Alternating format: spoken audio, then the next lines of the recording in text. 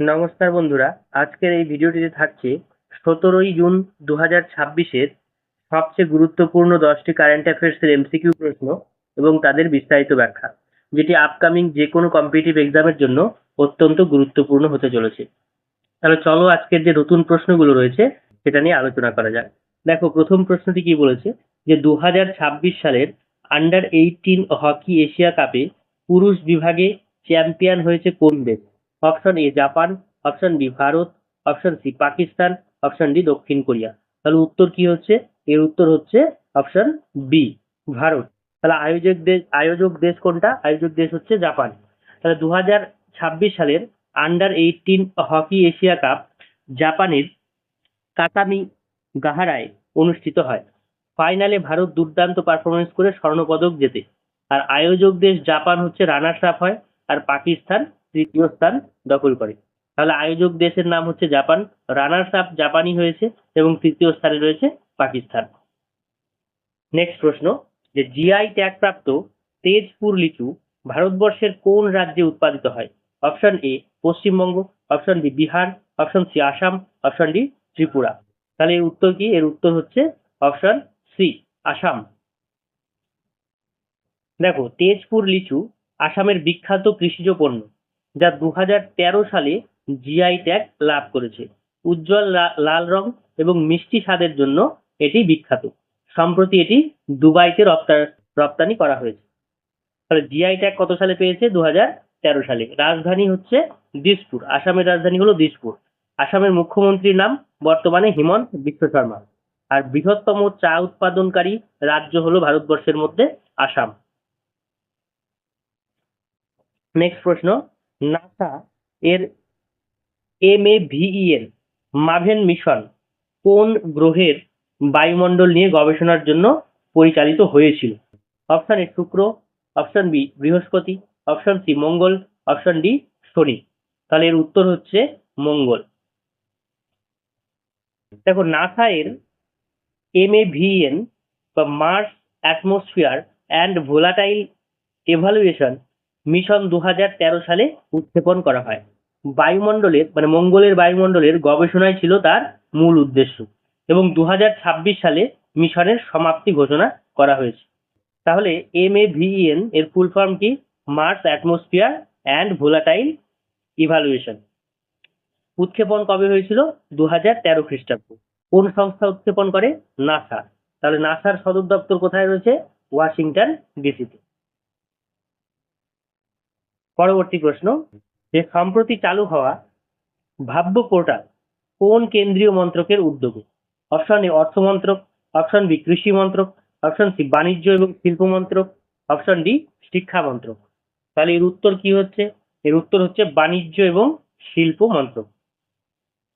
কেন্দ্রীয় বাণিজ্য এবং শিল্প মন্ত্রী পীযূষ গোয়েল ভাব্য পোর্টালের সূচনা করেন।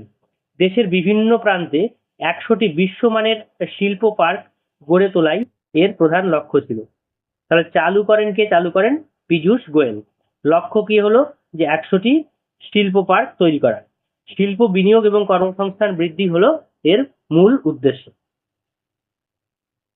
পরবর্তী প্রশ্ন, NPCI এর উদ্যোগে ইউপিআই পেমেন্ট সিস্টেম সম্প্রতি কোন দেশে চালু করা হয়েছে?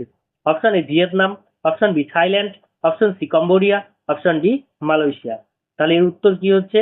এর উত্তর হচ্ছে কম্বোডিয়া। কম্বোডিয়াতে চালু করা হয়েছে। তাহলে দেখো, ভারতের NPCI এবং কম্বোডিয়ার ACLEDA অ্যাক্লেডিয়া ব্যাংক এর অংশীদারিত্বে ইউপিআই চালু হয়েছে। এর ফলে ভারতীয় পর্যটক এবং ব্যবসায়ীরা কম্বোডিয়ায় সহজে ডিজিটাল লেনদেন করতে পারবে। তাহলে এনপিসিআই এর ফুল ফর্ম কি?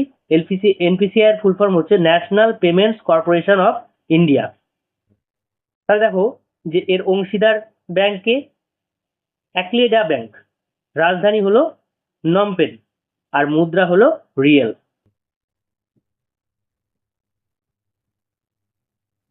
নেক্সট, ফিফা ওয়ার্ল্ড কাপ 2026-এ মোট কতগুলি দল অংশগ্রহণ করবে?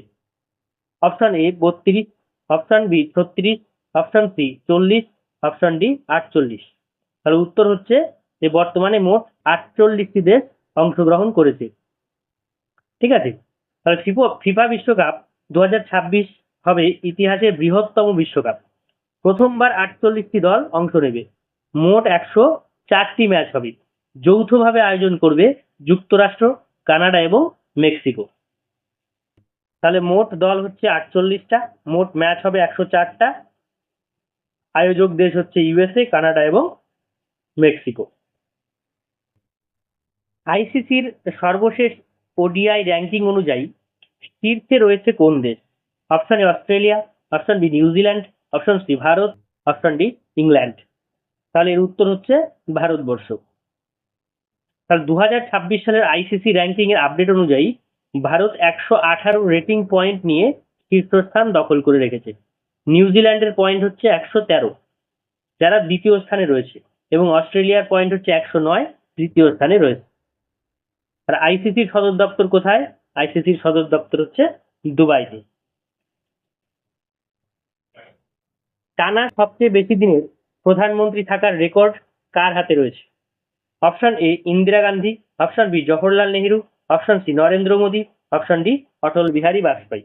তাহলে উত্তর হচ্ছে অপশন সি নরেন্দ্র মোদী। তিনি জওহরলাল নেহেরুর রেকর্ড ভেঙে দিয়েছেন। তাহলে নরেন্দ্র মোদী টানা 4399 দিন প্রধানমন্ত্রী থেকে জওহরলাল নেহেরুর 4398 দিনের রেকর্ডকে অতিক্রম করেছে। তিনি ভারতের রাজনৈতিক ইতিহাসের একজন গুরুত্বপূর্ণ মাইলফলক।